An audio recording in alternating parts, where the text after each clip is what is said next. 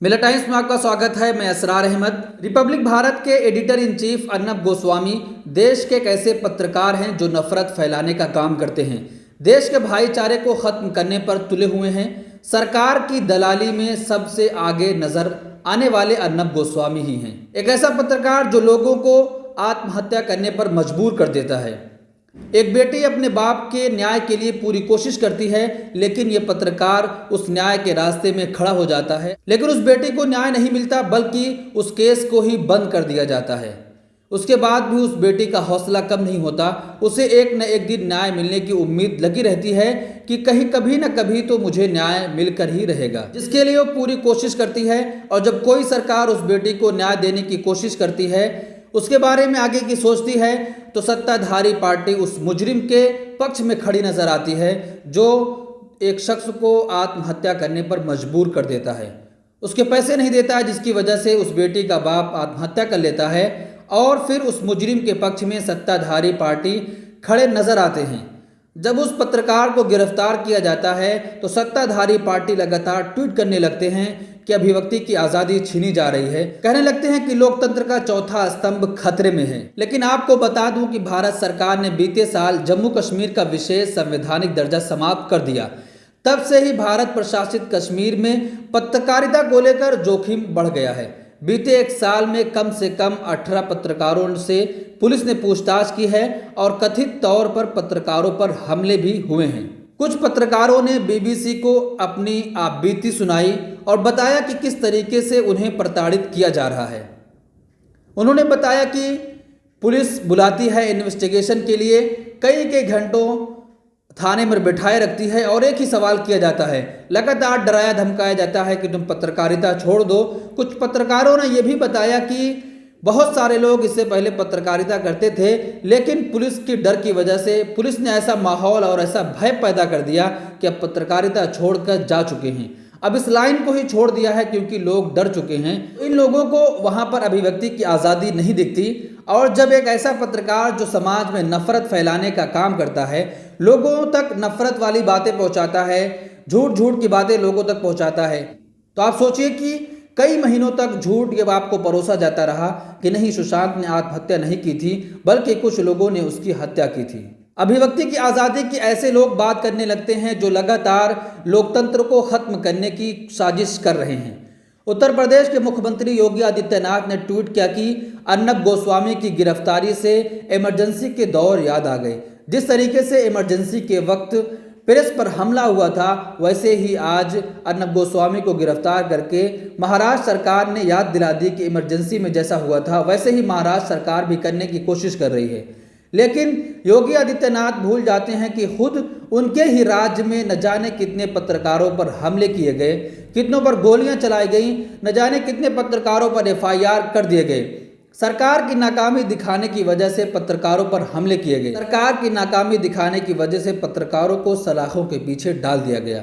सरकारी स्कूल में mid day meal की गड़बड़ी दिखाने पर एफआईआर कर दी गई उत्तर प्रदेश में। लेकिन उत्तर प्रदेश के मुखिया योगी आदित्यनाथ को अपने ही राज्य में ये सब चीज़ नहीं दिखती। वो दूसरे राज्य में क्या हो रहा है कि किस पर एफआईआर हो रही है, उस पर फौरन ट्वीट कर देते हैं और अपने ही राज्य में न जाने कितने पत्रकारों पर एफआईआर कराते हैं, गोलियां चलवा देते हैं। और अगर उनकी कोई नाकामी दिखा देते हैं तो कहते हैं कोई अंतर्राष्ट्रीय साजिश है, कि कुछ लोग हैं जिनको हमारा विकास पसंद नहीं है, हमने बहुत विकास कर दिया है यूपी में, यूपी को लंदन और अमेरिका जैसे बना दिया है, उनको समझ नहीं आ रहा है हमारा यूपी, हमारा विकास उन्हें पसंद नहीं आ रहा, जिसकी वजह से वो लोग षड्यंत्र रच रहे हैं। उन पर एफआईआर कर दी जाती है और उनको यूएपीए के तहत जेल में डाल दिया जाता है। तो ऐसे लोग अपने राज्य में अभिव्यक्ति की आज़ादी की बात क्यों नहीं करते? एक तरफ देश की बेटी तो दूसरी तरफ आत्महत्या के लिए उकसाने वाला शख्स है। पूरी सत्ताधारी पार्टी उस शख्स के साथ खड़ी हो जाती है जिसने एक पिता को आत्महत्या करने पर मजबूर कर दिया ताकि उस बेटी को इंसाफ ना मिल सके।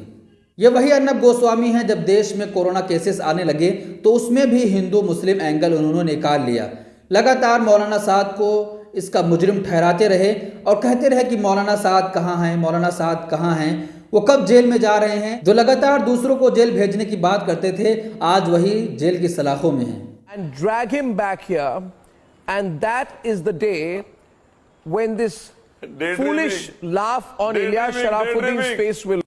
Your ultimate destination is jail because you supported Ravan and Ravan ke bacche. So your ultimate destination is jail.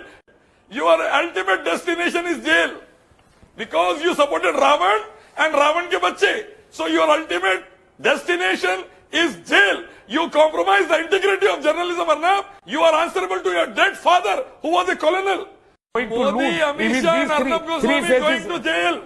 Modi, Amit Shah, Arnab Goswami going to jail, inshallah. The case against Arnab Goswami in High Court by Times of India and Zakir Naik of cheating. Arnab is a cheater.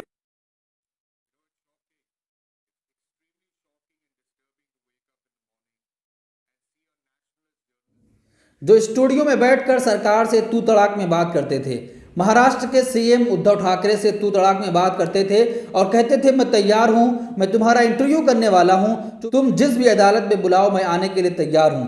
लेकिन जब कल Maharashtra police उनको गिरफ्तार करने पहुंची तो चीखने और चिल्लाने लगे, कहने लगे मेरा जुर्म क्या है, पहले जुर्म बताओ, मैं पुलिस स्टेशन नहीं जा सकता। उसके बाद पुलिस घसीटते हुए अर्नब गोस्वामी को पुलिस स्टेशन ले गई और जिसके बाद अब 14 दिन तक उनको न्यायिक हिरासत में भेज दिया गया है। कौन जीत रहा है बिहार, किसकी बनेगी सरकार? 15 साल लालू प्रसाद, 15 साल नीतीश कुमार, किससे आई बिहार में बहार? कौन है सीएम की कुर्सी का हकदार? कितनी सीटों पर जीत रही है ओवैसी की पार्टी? छोटे छोटे दलों से क्या फर्क पड़ रहा है वोट पर? दिखाएंगे हर खबर, हर समाचार, पेश करेंगे हर सीट का सर्वे, बताएंगे पब्लिक का मूड, दिग्गजों की सीट पर रखेंगे बारीक नजर। हमसे जुड़िए, हमें देखिए, हमें सुनिए, क्योंकि हम आपको रखेंगे up to date. Millat times सबसे पहले।